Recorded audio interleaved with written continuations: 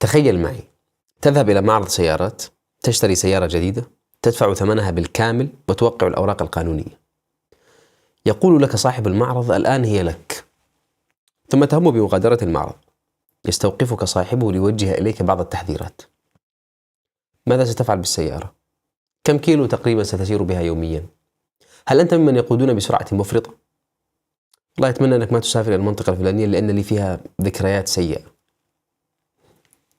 أبو الشباب، لما تسلف منك السيارة يعني مثلا، كيف ترى هذا التاجر؟ مخبولا أليس كذلك؟ يريد التحكم في شيء فقد ملكيته، يريد التدخل فيما لا يملك. في الحقيقة نحن نتصرف كثيرا بطريقة هذا التاجر الغريب.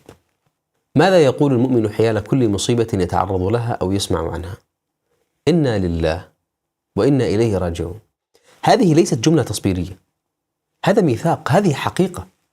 إنا لله تعني أننا لا نملك من أنفسنا شيئا، ملكيتنا كاملة تعود إلى الله.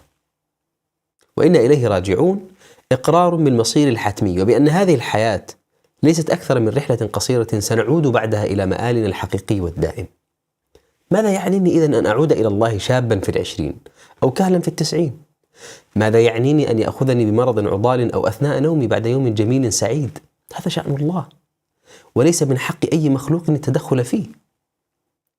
المشاهد التي أصبحنا نراها مؤخرا لإخوة لنا في كل بقاع الأرض يتألمون وينكل بهم ويتعرضون لكل صنوف العذاب، لا شك أن هذه الصور محبطة، مؤلمة، مريرة، لكن لا نجعلها تدفعنا حد التجاوز على رب العالمين. لماذا يمهل الله الظالمين؟ لماذا لا ينقذ الله المستضعفين؟ نحن لسنا آلهة، نحن عبيد. لا بد لنا أن نتصالح مع هذا المفهوم. هل من حق العبد أن يحاسب ربه؟ كل ما نستطيع أن نفعله هو أن نهيئ أنفسنا لتلقي أي شيء كان، أن نكون على استعداد دائم للابتلاء حتى نتمكن من اجتيازه.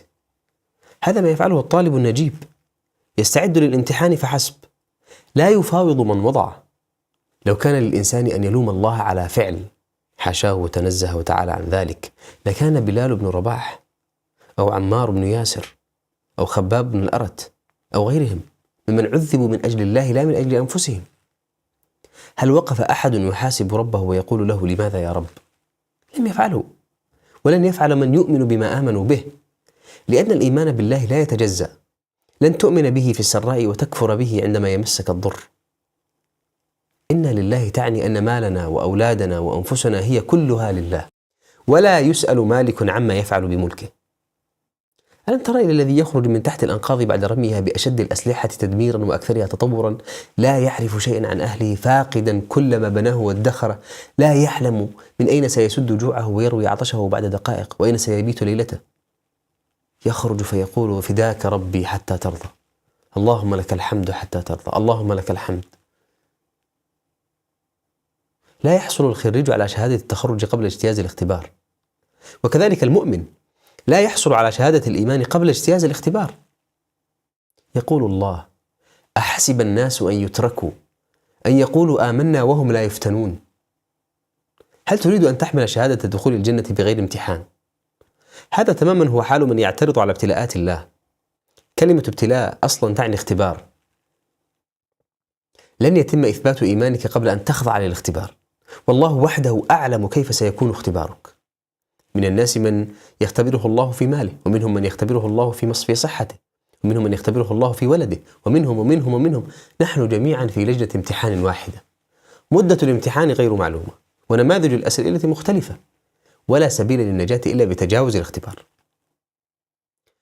فكن على استعداد دائم لكل أنواع الاختبارات. أما من تراهم خلف الشاشات وتشفق عليهم، فلست أحن عليهم من خالقهم. لا أحد ينازع الله في ملكه. على من تغضب وتثور وتخرج عن السياق؟ هل تعلم ما يعلمه الله؟ هل ترى ما يراه الله؟ يقول صلى الله عليه وسلم في الحديث الصحيح: يؤتى بأشد الناس بلاء في الدنيا من أهل الجنة. أشد الناس بلاء، فيصبغ في النعيم صبغة، فيقال له: يا ابن آدم هل رأيت بؤسا قط؟ هل مر بك شدة قط؟ فيقول: لا والله يا رب، ما مر بي بؤس قط ولا رأيت شدة قط. هذا حال أشد الناس بلاء في الدنيا عندما يرى مسحة يسيرة من جزائه يوم القيامة، فكيف بمن هم دون ذلك؟ الشقاء والنعيم، الحزن والسعادة، وكل ما تمر به هنا في الدنيا لا يزن شيئا في ميزان حياتك الحقيقية. فليفعل الله بنا ما شاء، قدره ماض شئنا أم أبينا، فهمنا حكمته أم لم نفهم، ومن رضي فله الرضا ومن سخط فله السخط، كما قال عليه الصلاة والسلام. هذا هو جوهر الإيمان الحقيقي، هذا ما تعنيه عبارة طالما رددناها وقليلا ما وعيناها: إنا لله وإنا إليه راجعون. السلام عليكم.